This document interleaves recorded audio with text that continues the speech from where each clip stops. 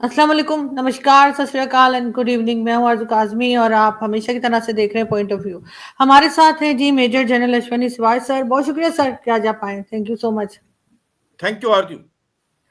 Sir आज बहुत important topic एक है जो मैं समझती हूँ कि आप हमें ज़्यादा बेहतर समझा सकेंगे। जो पीस टॉक हुई है सऊदी अरेबिया में यूएस और रशिया के बीच में, यूक्रेन को उन्होंने बिल्कुल उसमें शामिल नहीं किया।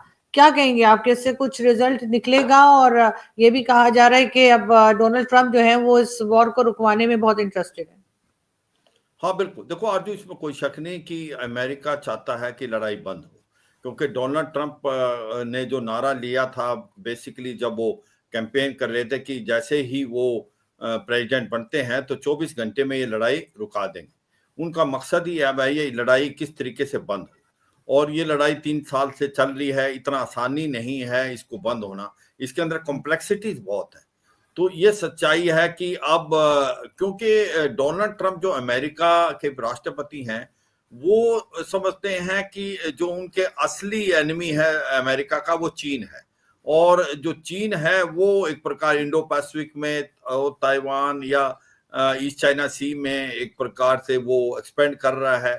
और कहीं ना कहीं जो रूस के ऊपर लड़ाई करके इन्होंने अपना डाइवर्ट होगी अटेंशन, और कहीं रूस को आपने चीन के पाले में डाल दिया। तो किसी तरीके से डोनाल्ड ट्रंप चाहते हैं कि रूस उस पाले से बाहर निकले, और रूस जो है वो बहुत ज्यादा बड़ा दुश्मन नहीं है, इसलिए वो कोई ना कोई निगोशिएशन करना चाहते हैं इस लड़ाई पे। और तो उसकी जो पहली कड़ी है, क्योंकि अभी तो बातचीत शुरू हुई है, ये सोचना कि यूक्रेन यूरोपियन यूनियन इसका हिस्सा नहीं है, मुझे लगता है वो ठीक नहीं होगा।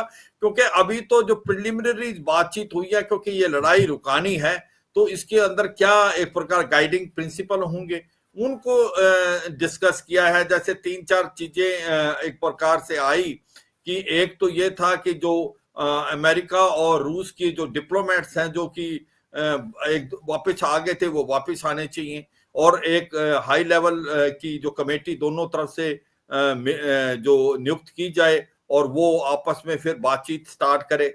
और तीसरा जो इम्पोर्टेंट चीज था कि डोनाल्ड ट्रंप और पुतिन की आने वाले समय में एक मीटिंग होनी चाहिए। तो मुझे लगता है एक अच्छी पहल है। और ये सच्चाई है कि इसके बाद इससे और बातचीत होंगी। इतना आसान इस लड़ाई का सलूशन नहीं है, मैं इसको अभी भी मानता हूं।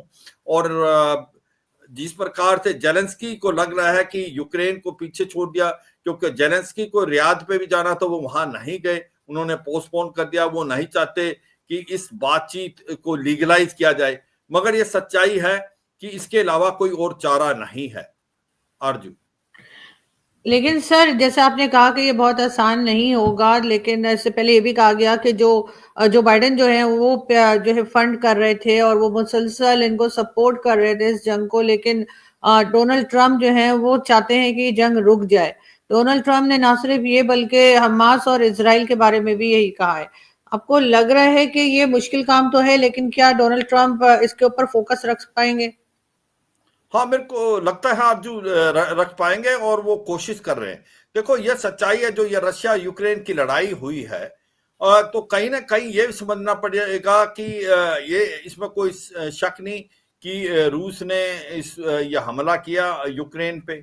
मगर कहीं ना कहीं एक प्रकार से प्रेशर डाला गया रूस पे, क्योंकि जो बातचीत हुई थी स्टार्टिंग में, उनके साथ जो वादे किए हुए थे, जो पहले ट्रीटी थी कि ये था कि यूक्रेन नाटो नहीं ज्वाइन करेगा, और कहीं ना कहीं उकसाया जा रहा था कि यूक्रेन नाटो करेगा, तो रूस ने इसके ऊपर हमला कर दिया।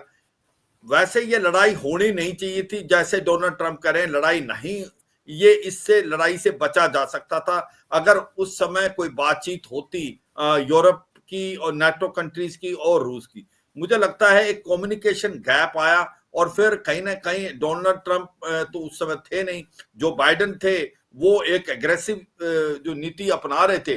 तो ऐसे में जो पुतिन है उसने ये सोचा कि हो सकता है कि आने वाले समय में जो यूक्रेन नाटो का हिस्सा बन जाए, और अगर यूक्रेन नाटो का हिस्सा बनता है तो वो उनके एक प्रकार से जो दरवाजे पे आ जाएगा, और वो ये नहीं चाहते थे, और इसको मद्देनजर रखते उसने हमला कर दिया। और ये भी सच्चाई है आज की तारीख में, जो रूस है उसने 20% जो ईस्टर्न यूक्रेन का इलाका है वो जीत लिया, चाहे वो डोनबस का हो, डोनेस्क, लुहांस्क हो, जापोरिजिया हो, खारासन हो। और ये भी सच्चाई है 2014 में उन्होंने क्रीमिया को जीत लिया था। तो अब ऐसी स्थिति है कि डोनाल्ड ट्रंप का एक नजरिया है, अगर ये लड़ाई और चलती है तो ये तो हो नहीं सकता कि यूक्रेन जो हारी हुई जमीन को वापस ले लेगा। वो तो धीरे धीरे और ईस्ट यूक्रेन में जमीन घुमाता जा रहा है। और ऐसे में अगर ये लड़ाई बढ़ती जाती है तो जो यूक्रेन है वो आज 20% लूज किया है, वो और आगे लूज करेगा। क्या रूस के ऊपर ऐसा दबाव डाल सकता है, क्या रूस के ऊपर जीत प्राप्त कर सकता है यूक्रेन? मुझे लगता नहीं, इसके अलावा कि वहां नेटो ट्रुप्स आ जाएं। अगर नेटो ट्रुप्स आ जाते हैं तो फिर ये वर्ल्ड वार हो जाएगी।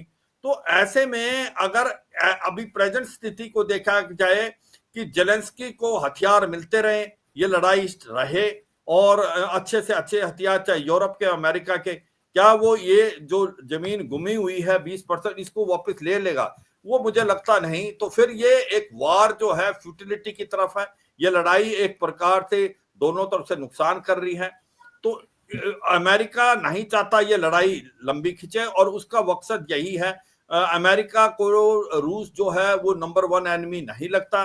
वो समझते हैं कि उनकी लड़ाई जो है वो चीन से है, और अगर आपने रूस पे लड़ाई कर रहे हैं तो आपने रूस को चीन के पाले में डाल दिया। वो इस चीज से निकालना चाहते हैं, और इसलिए वो बार बार कह रहे हैं कोई बातचीत से इसका नतीजा निकले। और मुझे लगता है कि अभी तो बातचीत की शुरुआत होगी, और जब शुरुआत होगी कुछ ना कुछ उसका हल निकलेगा। जब आगे क्वेश्चन पूछेंगे क्या हो सकता है, फिर बातचीत करते हैं। आरजू। लेकिन सर उनको हथियार जो है वो भी देना बंद करना होगा अमेरिका को, और फंड करना भी बंद करना होगा। उसके बगैर तो ये होता दिखाई नहीं दे रहा, इसलिए कि जो बाइडेन के जमाने में तो इनको फंड भी बहुत मिले हैं यूक्रेन को, और साथ साथ हथियार भी मिलते रहे हैं। लेकिन जैसे आप कह रहे थे कि इसका क्या रिजल्ट निकल सकता है, मगर साथ ही साथ सर ये बात भी जरूर हमें याद रखनी होगी कि अमेरिका का तो काम ही हथियार बेचना है। वो तो सभी को हथियार देते हैं, वो अपना नुकसान क्यों करेंगे? हाँ देखो, ये आपने अच्छा क्वेश्चन पूछा और इसका मैं जवाब देता हूँ। ये सच्चाई है कि अमेरिका जो है नेटो के अंदर भी बहुत ज्यादा हथियार देता है। नेटो कंट्रीज की जो आपके यूरोप में है, ईस्ट यूरोप में ज्यादातर जो खर्चा है वो अमेरिका देता है। नेटो कंट्रीज हैं वो बहुत कम खर्चा करती। जब पिछली बार भी डोनाल्ड ट्रंप आए थे तो उन्होंने फोर्स किया था कि नेटो कंट्री 2% से अपना ज्यादा जीडीपी लगाए, और अभी इस बार वो 4% की तरफ करे। तो सच्चाई यह है कि वो चाहते हैं कि अमेरिका की जिम्मेवारी नहीं है कि यूरोप का डिफेंस देखना, नेटो कंट्री का डिफेंस देखना। इसके लिए यूरोपियन कंट्रीज और नेटो कंट्रीज को भी अपनी डिफेंस के लिए पैसा लगाना पड़ेगा। अब आपने ये जो क्वेश्चन उठाया कि हथियार अगर देने बंद करते हैं जेलेंस्की को, और तो फिर ये लड़ाई बंद हो सकती है। और अगर क्यों अमेरिका ये हथियार देने बंद करेगा जब उसकी मिलिट्री इंडस्ट्री कॉम्प्लेक्स चल रही। देखो सच्चाई यह है कि अगर हथियार देते भी रहे, यूक्रेन जो जमीन गुमा चुका है उसको ले नहीं सकता, पहला पॉइंट।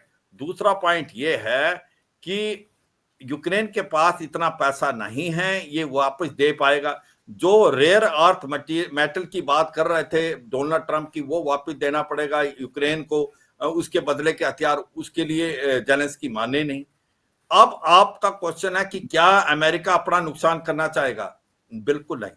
अमेरिका को क्या फायदा होगा? अमेरिका ने एक डर पैदा कर दिया है यूरोप और नेटो कंट्री में कि आपकी अपनी डिफेंस कमजोर है, अमेरिका आपकी गारंटी नहीं लेगा। अब जो यूरोप कंट्रीज हैं ये हथियार खरीदेगी, इनके अंदर होड़ लग जाएगी हथियार लेने की, और ऐसे में जो सबसे ज्यादा हथियार अमेरिका से खरीदे जाएंगे। अमेरिका एक इंडस्ट्रियल मिलिट्री कॉम्प्लेक्स का हब सेंटर है। तो मुझे लगता है अमेरिका को कोई खास नुकसान नहीं होने वाला, अमेरिका के हथियार बिकेंगे।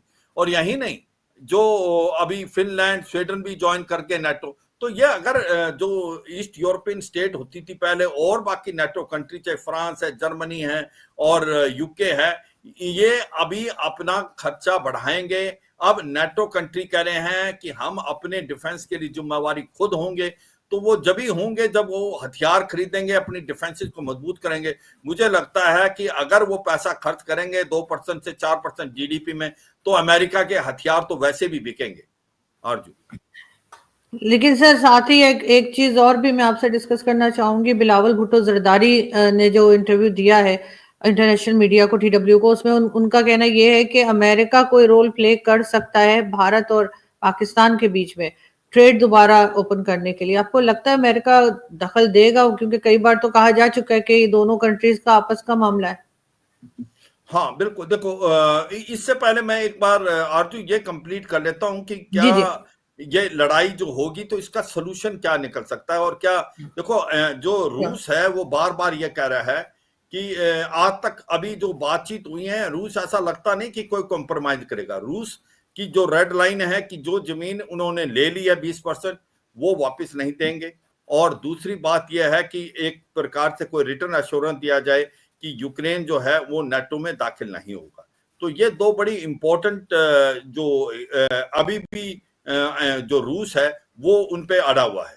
और इस प्रकार से अगर ये बात है तो फिर कहीं ना कहीं कॉम्प्रोमाइज यही होगा, क्या यूक्रेन को जमीन छोड़नी पड़ेगी और किस प्रकार से ये नाटो को के एक प्रकार रिटर्न एश्योरेंस दिया जाए। क्या जो नाटो यूरोपियन यूनियन की पीस कीपिंग फोर्स लग सकती है, उसके लिए भी जो सरगेई लावरोव है फॉरेन मिनिस्टर रूस के, वो इससे बिल्कुल नहीं माने। वो कहते हैं ऐसा हम नहीं चाहेंगे कि नाटो कंट्री चाहे उनका नाम बदल के आए, हम नहीं चाहते पीस कीपिंग फोर्स हमारे दरवाजे पे। तो ऐसे में मुझे लगता है कि जो सोल्यूशन होगा वो अभी तक ऐसा लग रहा है कि रूस को हर चीज वो मिल जाएगी, और जबकि यूक्रेन अपना जो एरिया घुमा चुका है वो वापस ले नहीं पाएगा। क्रीमिया तो उसने 2014 में घुमाया, डोनबस का, जोपर्जिया, खारासोन का। उसके पास एक ही सेविंग ग्रेस है, उसने कुर्स्क का 1200 स्क्वायर किलोमीटर जो इलाका रूस का जीता हुआ है, वो मुझे लगता है निगोशिएटिंग टेबल पे बातचीत पे कुछ लेना कुछ देना होगा। मगर ये सच्चाई है कि ये जो लड़ाई का समझौता अगर होता तो इस तरफ जा रहा है। कैसे होगा, कितना प्रेशर डाला जाएगा, जेलेंस्की को साथ लिया जाएगा, जेलेंस्की के पास और कोई चारा नहीं, क्योंकि अमेरिका उसको सबसे ज्यादा मिलिट्री एड देता है। अगर अमेरिका कल को हथियार देने बंद कर दे तो वो नेटो कंट्री के हथियारों से नहीं चल सकता, क्योंकि नेटो कंट्री के हथियार बहुत कम है बिनिस्बत अमेरिका ने जो जितना उनको पैसा दिया, कम से कम $100 बिलियन से ज्यादा। तो जेलेंस्की अकेले नेटो कंट्री की हेल्प से नहीं लड़ सकते रूस से। अगर अमेरिका इससे निकल जाता तो ये अभी जेलेंस्की को मालूम है, उसको भी लग रहा है कि उसको मानना पड़ेगा, तो कोई ना कोई सोल्यूशन निकलेगा और गिव एंड टेक है। क्योंकि अमेरिका का डोनाल्ड ट्रंप चाहते हैं कि किसी तरीके से रूस के साथ बातचीत हो, रूस से संबंध अच्छे हों, रूस पे इकोनॉमिक सैंक्शन भी कम कर सकता है। वो रूस को चीन के पलड़े से निकालना चाहते हैं, वो चाहते हैं कि उसका फोकस चीन पे हो, क्योंकि चीन है जो आने वाले टाइम में अमेरिका को इकोनॉमिकली और मिलिट्री थ्रेटन कर सकता है। तो ऐसे में करके इस तरीके हुआ, इसके अंदर जेलेंस्की भी आएंगे, यूरोपियन यूनियन भी आएगा, मगर जैसे जैसे डिस्कशन बातचीत होगी उसके अगले पलों में आएंगे। मगर ऐसा लगता है कि कुछ ऐसा ही सोल्यूशन निकलने वाला है आरजू। लेकिन अब सर इन लोगों को, सॉरी सर आपकी बात काटी, लेकिन इन लोगों को इतने टाइम में सर ये तो अंदाजा हो ही गया होगा कि इस वॉर से फायदा किसी को नहीं हो रहा है। इन दोनों कंट्रीज का सिर्फ नुकसान ही हुआ है, चाहे वो रशिया हो चाहे वो यूक्रेन हो, दोनों का नुकसान ही हुआ है सिर्फ। सच्चाई यह है कि रूस का इतना नुकसान नहीं हुआ जितना सोचा था।